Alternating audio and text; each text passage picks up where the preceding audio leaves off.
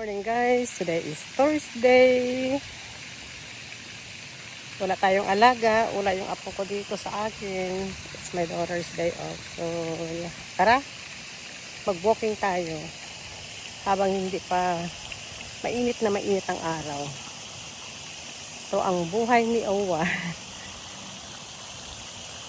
Okay guys, wala naman akong gagawin, hindi naman ako makaalis. So, dito lang, around neighborhood. So makapag-walking tayo all the way doon guys. Tapos babalik, ayos na yan.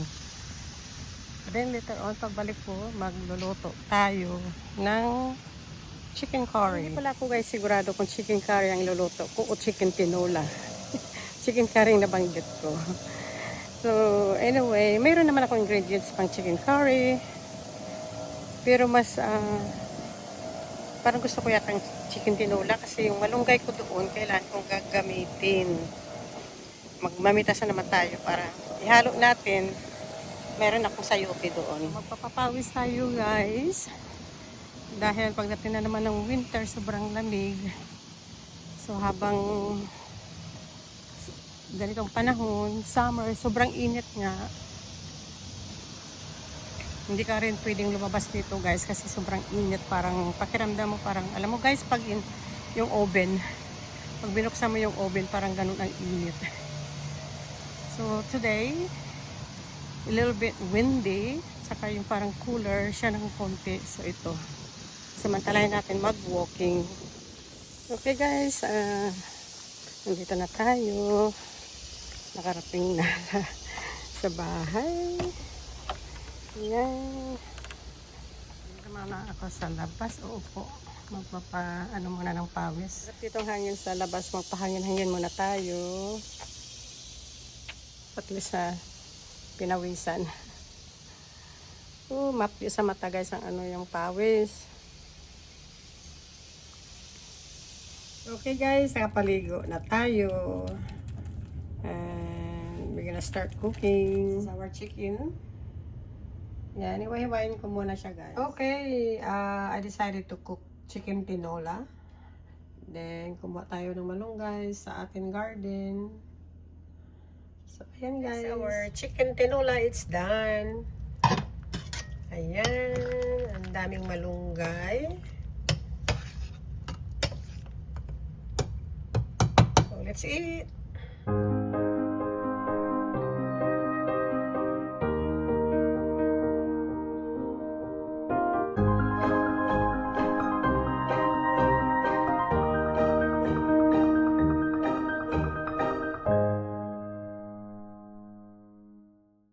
Morning guys, this is the next day and I had my grandson this morning. Then I make my coffee and it's already guys, lunchtime. So he's over here eating his pizza. Ayan. And look what he's messed on his color pencil, look, and he start drawing some shape. Okay guys, coffee tayo. Ayan. Look at my hair, hindi ko pa na ang init. Hot. This one? You going soft? Yeah, it's hot. So finish your pizza, okay? This is hot. Yeah. It's yummy. Good. And drink the water. And you already finish your apple juice.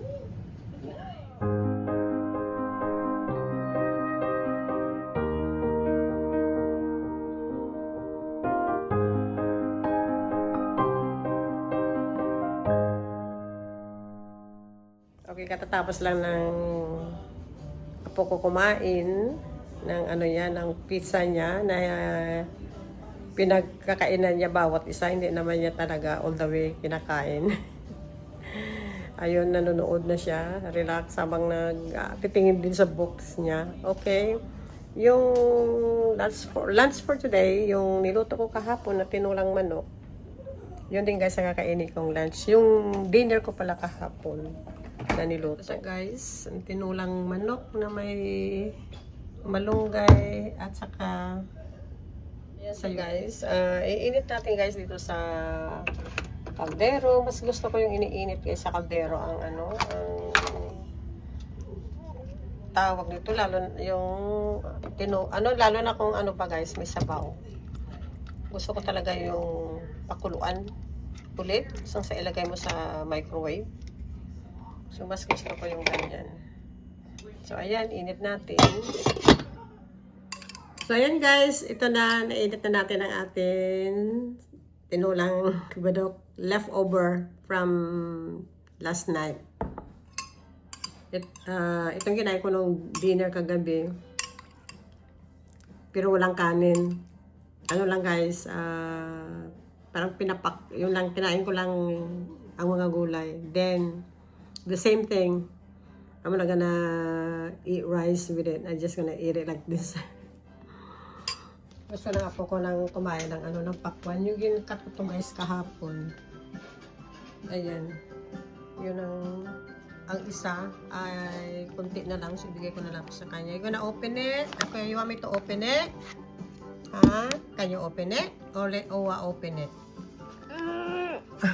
Okay, Owa gonna open it, okay? Ayan, guys. Oh, it's good. Really good? Binigyan ko na lang siya sa bowl. Use your fork right here. Baka hindi niya maubos. Hindi pa guys kumakain ng watermelon. Dalawa kaming kumain yung parang yung breakfast ba, tapos yun, ito na lang dalawa kaming kumain, ito na lang natira sa isa. So, binigyan ko siya ng panibago. Then meron pa ako doon ikakat. Tupperware. Ilalagay na naman natin sa konti. Hello guys, nakaalis na yung apo ko kanina pa. Tapos nag-ready tayo ng iluluto for dinner. Ayan guys ang ating dinner for tonight. Mix of vegetables, zucchini, mushroom, red bell pepper, and cabbage. Then may kunting dahon ng kamote. And ang ating protein. Ayan guys.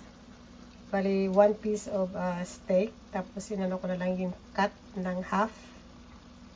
Para magiging thin. Madali maluto. Ayan, guys. Morning, guys. Today is Saturday. Walang alaga.